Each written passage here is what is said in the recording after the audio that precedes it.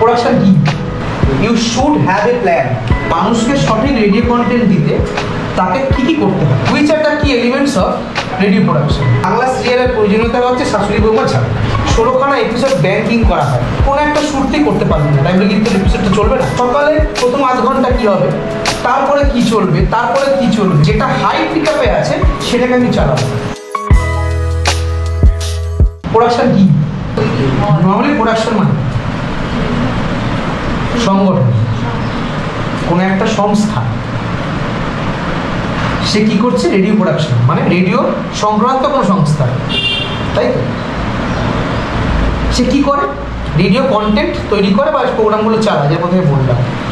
সেই প্রোগ্রামগুলো সঠিকভাবে চালাতে বা মানুষকে সঠিক রেডিও কন্টেন্ট দিতে তাকে কি কি করতে হবে?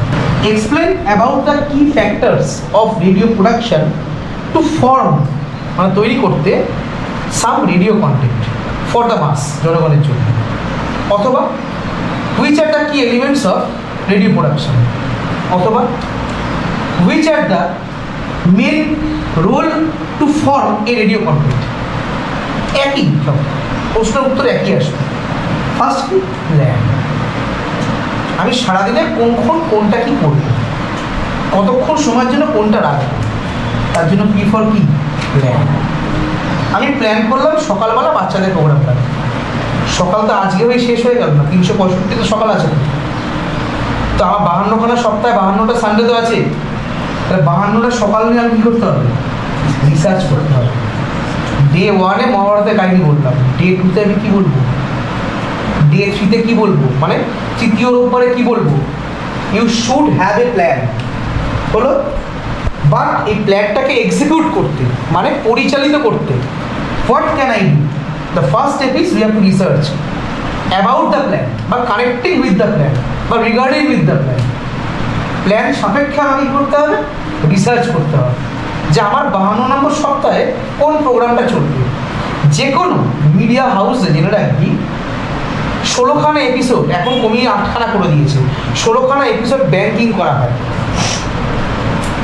এই যে ধর কাকিমা জেঠিমা পিসিমারে সন্ধ্যেবেলা দেখে সব বাংলা সিরিয়ালগুলো, এপিসোডগুলো দেখিস, যে 16খানা এপিসোড ধর জিতে তুই দেখছিস। জি বাংলা একটা production house, the example of some production house কি? Zee Bangla. Tele production house example Zee Bangla, ঠিক আছে? তো জি বাংলায় প্রোডাকশন হাউসে তুই একটা প্রোগ্রাম চালাবি, সেই প্রোগ্রামটার নাম দিলি ঢপের চপ, তার নাম। আর ঢপের চপের ধর মনে করলি, তুই বললি দাদা আমার মোটামুটি 300টা এপিসোড হবে, ও তোর জন্য 300খানা স্লট খালি করলো। কিন্তু তুই বললি আগামী 1লা বৈশাখে আমার ঢপের চপ সিরিয়ালটা শুরু হবে, কিন্তু 1লা বৈশাখের আগে তোকে জি বাংলাকে 16খানা এপিসোড রেডি করে দিতে হবে। ব্যাংকিং বলে এটাকে। কেন? বাই চান্স কোনো একদিন প্রাকৃতিক দুর্যোগ বা কারোর অ্যাক্সিডেন্ট কোনো একটা শুরুতেই করতে পারবে না, তাই বলে কিন্তু এপিসোডটা চলবে না। ওই যে ব্যাংকিং করা আছে, ও তোকে বাঁচিয়ে দেবে। তাহলে ইটস এ কি কাইন্ড অফ প্ল্যান, যাতে সুষ্ঠুভাবে প্রোগ্রামটা চলে। সিমিলার কেস অফ রেডিও, একই জিনিস। এইবার 16খানা এপিসোড রেডি হয়ে গেছে, 17 নম্বর 18 নম্বর 19 নম্বর এপিসোড কী হবে, তার জন্য কী করতে হবে? রিসার্চ করতে হবে। হুট করে দেখে সিরিয়ালে দেখি কাউকে মেরে ফেলে, কেন? রিসার্চ করে জানলে পাবলিকে খাচ্ছে না, টিআরপিটা বাড়ছে না, ফেলে দাও। ওরা এটা নিয়ে রিসার্চ করছে। তো যাই হোক, অন্য প্রসঙ্গে চলে গেলাম। তো রিসার্চ খুব ইম্পর্টেন্ট পার্ট। ক্লিয়ার? অর্গানাইজ, একটু আগে বললাম 16খানা এপিসোড কি ব্যাংকিং করা আছে, যাতে গুছিয়ে এপিসোডগুলো চলে। ঠিক সেরকমই সকালে প্রথম আধ ঘন্টা কী হবে, তারপরে কি চলবে, তারপরে কি চলবে, মাঝখানে একটা এমন কোনো এপিসোড দেবো যাতে মানুষ কি আকৃষ্ট হয়, সেটা ভাবতে হবে। তো অর্গানাইজ করতে হবে। ডিটেক্ট, একই প্রসঙ্গ, কোন জনগণের জন্য কোন সময়টা সিলেক্ট করলাম, কোন প্রোগ্রামটা রাখলাম, ডিটেকশন।